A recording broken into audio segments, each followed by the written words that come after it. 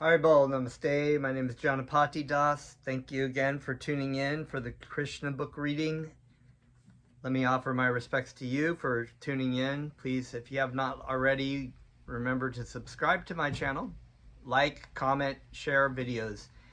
And I'd like to offer my respectful obeisances unto my Guru Dev, Jagat Guru, Siddhaswarapananda Paramahamsa Srila Prabhupada, and to my spiritual grandfather, A.C. Bhaktivedanta Swami Prabhupada, who translated the Srimad Bhagavatam of the Krishna book that we are reading here. And we are going to get into another exciting story, which I'm going to talk about a little bit right now. Sorry, my brain's not quite on yet. We're going to chant Krishna's names first. The prime benediction for humanity at large. Please join along with me. And we'll chant.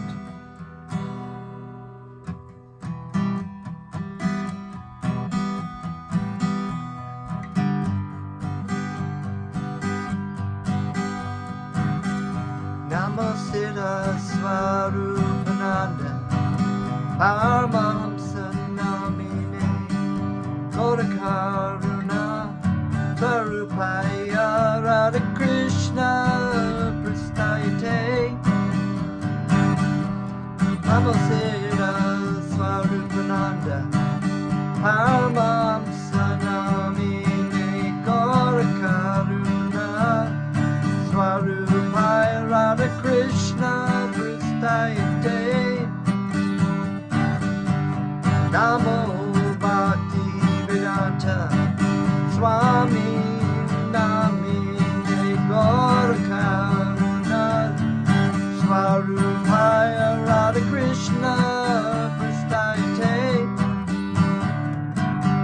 Namo Bhaktivedanta Swami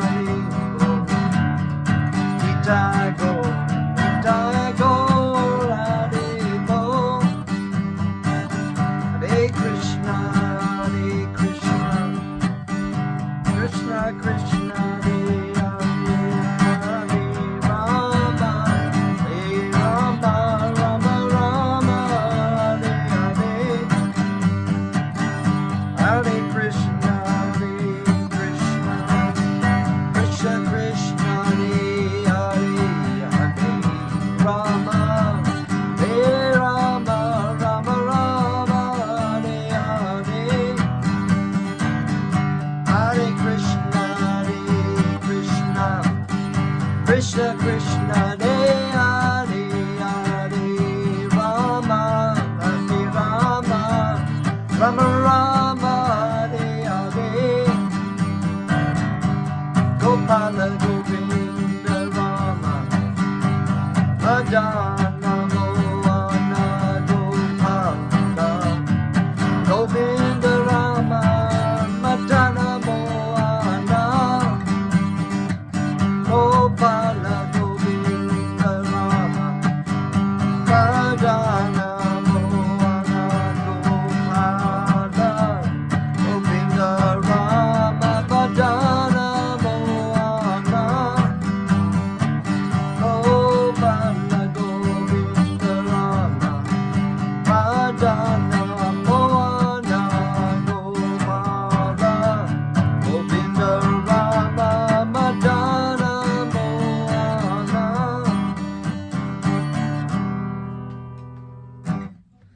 Haribol.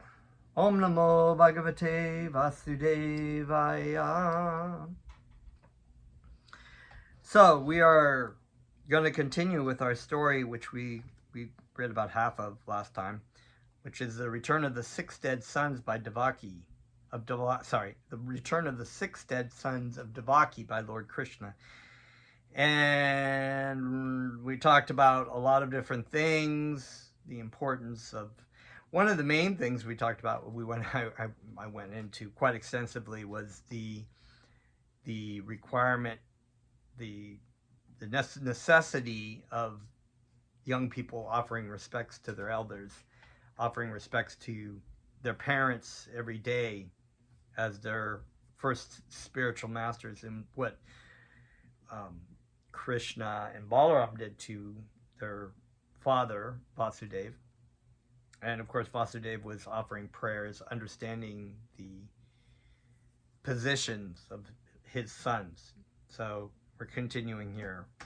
My dear Lord, Vasudeva continued, despite all these defects of the conditioned soul, if someone, somehow or other, comes in contact with devotional service, he achieves the civilized human form of body with developed consciousness, and thereby becomes capable of executing further progress in devotional service. So this was the point we brought up last time. The human form of life is the only form of life that we can actually engage in devotional service, engage in the process, actively developing our spiritual consciousness. It is not possible in other forms of life, because in animal form of life, the grades of consciousness go lower and lower and lower. And so that's why it's really important to chant, because when you chant, you're not only helping yourself and you're helping the other humans around you, but you're helping the living entities and bodies of animals and bugs and bacteria and plants. You should chant all the time, wherever you are. You're helping there's so countless living entities.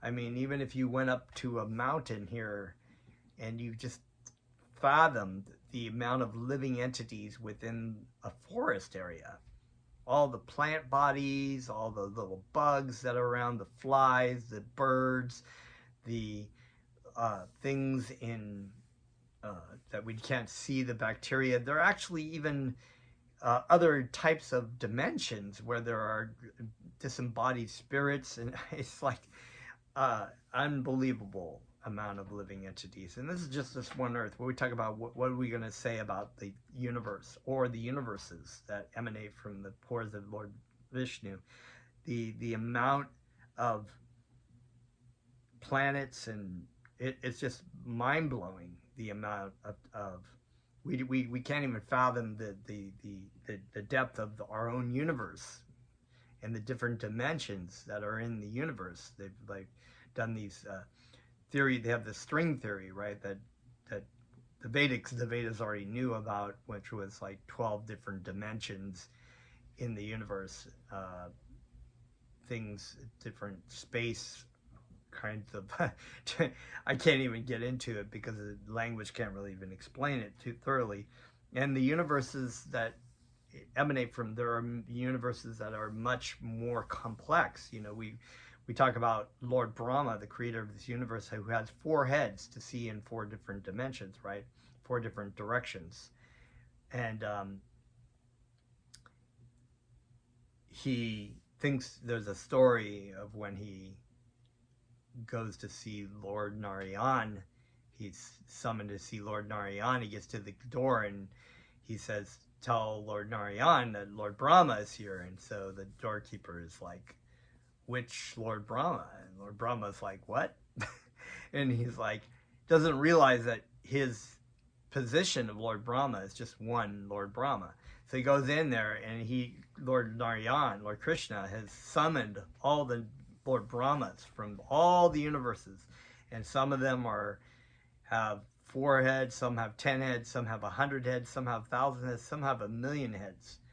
And that goes to show that the universes that are emanating from Lord Vishnu, our universe is relatively small, if we can imagine that, and some of these universes are so complex, and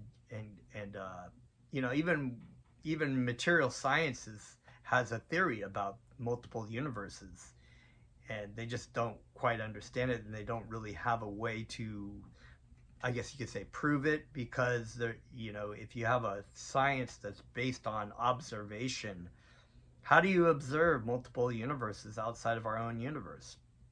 You can't.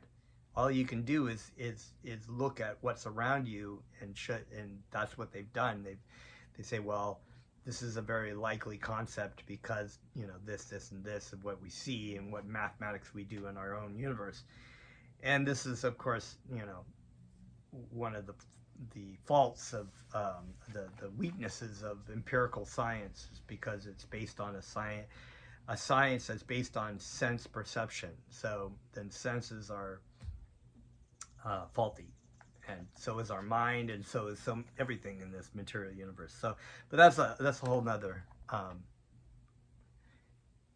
on a minute.